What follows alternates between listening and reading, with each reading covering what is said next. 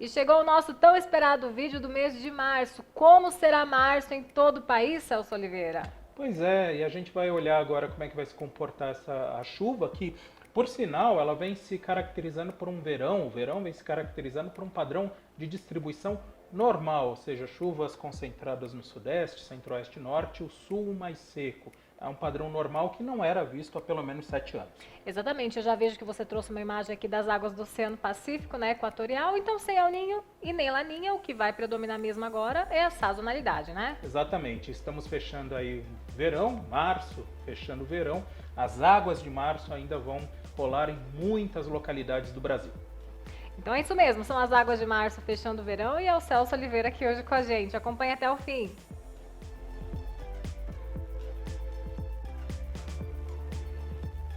E não tem como a gente falar das temperaturas e da chuva do mês de março sem mostrar esta imagem, que eu sei que o Celso adora ela, né?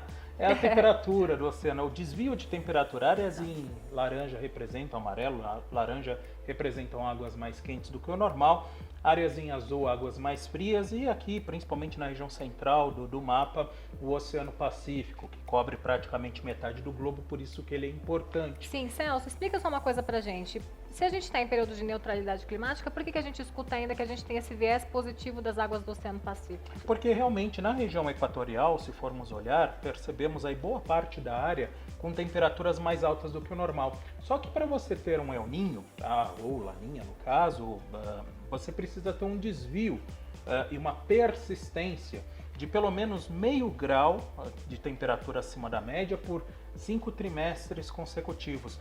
De fato, a água está mais quente do que o normal, mas não o suficiente para que a gente tenha um El Niño. Entendi. Tanto que, se a gente olha como é que está a situação agora da região sul, principalmente do Rio Grande do Sul, onde deveria estar chovendo forte se fosse um El Niño, não é o caso. Nós estamos vivendo, a região, o estado está vivendo uma estiagem, pelo menos desde novembro. Exatamente, 127, mais de 127 municípios em situação de estiagem severa, né?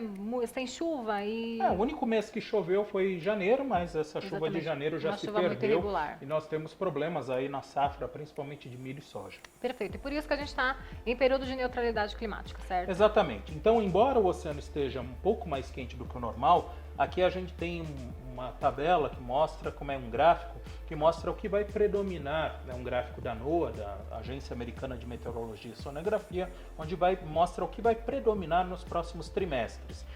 As barras em cinza representam justamente neutralidade, ou seja, não tem nem El Niño nem Laninha. Até tem águas um pouco mais quentes do que o normal nesse início de 2020, mas à medida que a gente vai caminhando para o decorrer do ano, predomina realmente a neutralidade, ou seja, a sazonalidade. E vamos para a chuva no mês de março. Vamos lá. Inclusive, a chuva no verão foi muito polêmica. Foi né? bastante polêmica? Foi muito polêmica. A gente recebeu muitas notícias aí, a galera mandando, faltava chuva no sul. Cidade de São Paulo, como que é? Choveu mais nesse mês de fevereiro do que nos últimos 77 anos? Tivemos acumulados altos. É claro que os extremos eles são explicados pela soma de várias ondas ou de vários fatores. Então, grande frequência de frentes frias, enfim, umidade da Amazônia, questão topográfica, ou seja, condição local, são vários fatores que explicam.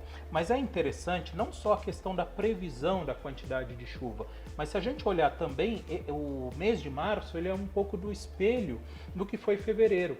Esse padrão de chuva organizado sobre Sudeste, Centro-Oeste e Norte, que também foi visto em fevereiro, é um padrão típico brasileiro nessa época do ano. As frentes frias e a zona de convergência intertropical canalizam a umidade da Amazônia e trazem chuvas mais frequentes para esta área. Como o Brasil é enorme, nem todas as regiões acabam sendo atingidas por chuva, e aí algumas áreas ficam fora dessa grande região de chuva forte. É o caso do Rio Grande do Sul, onde já choveu pouco em janeiro, novembro, dezembro, enfim, e agora fevereiro, e agora em março também a expectativa de baixo acumulado. Então, a questão é a seguinte, podemos até conversar sobre os desvios, muito acima da média. Realmente, temos de novo chuva muito acima da média, mas a posição da chuva muito próxima do que é esperado realmente para a época do ano. Esse verão ele está sendo caracterizado por um padrão muito próximo do normal. A distribuição de chuva está bem próxima daquilo que a gente via há alguns anos atrás. Entendi. E aqui no Sudeste vai diminuir um pouquinho agora no mês de março? Aí que tá. A gente tem uma situação que é 8,80 e tem umas situações aí que são 40. Tá? Estão no meio do caminho. Vamos lá, vamos dividir aqui por área.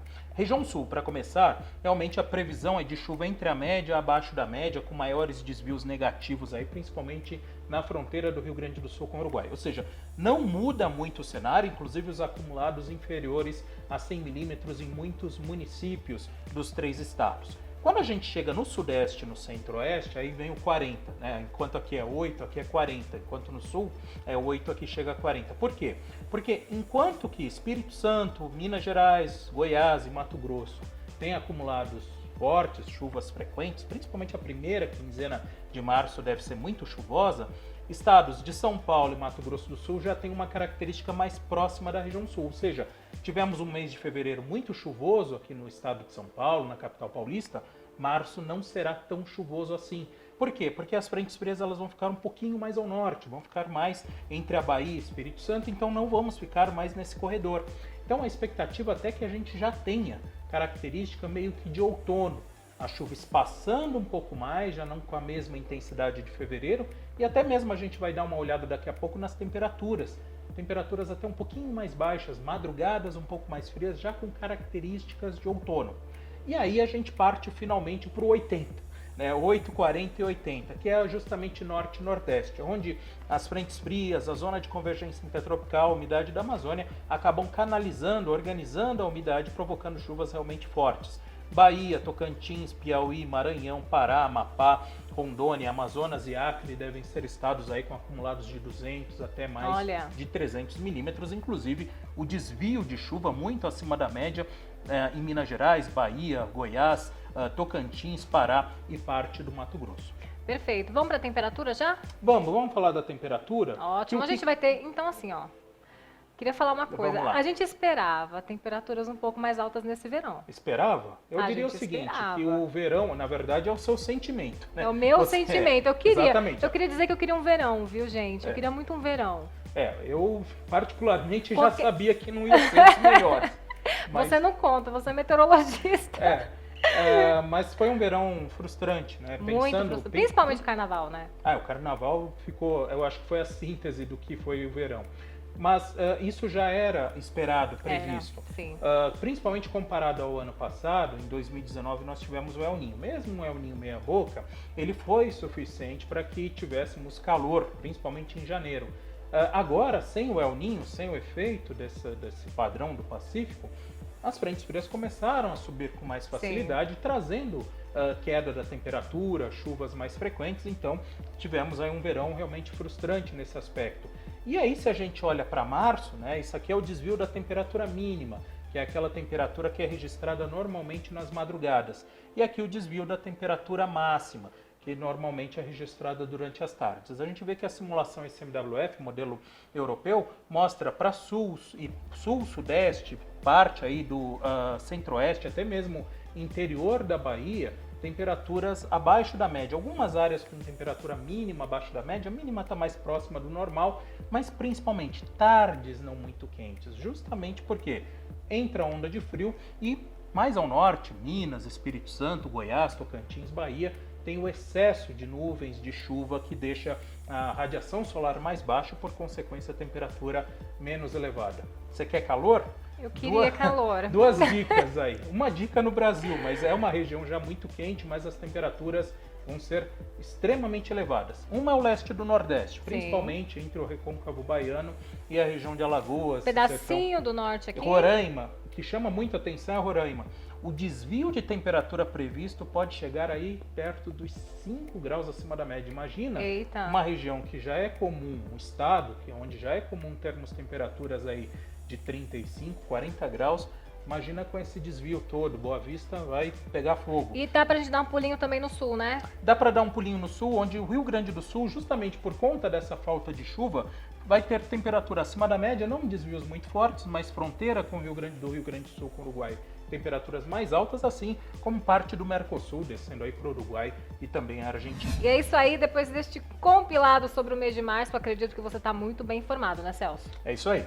Aproveite o mês e aproveite a nova estação. Não esqueça de compartilhar esse vídeo com todos os seus amigos, curtir o nosso canal, acessar o tempoagora.com.br e continuar sempre com a gente. Muito obrigada, Celso Oliveira, e até a próxima. Até a próxima. Tchau.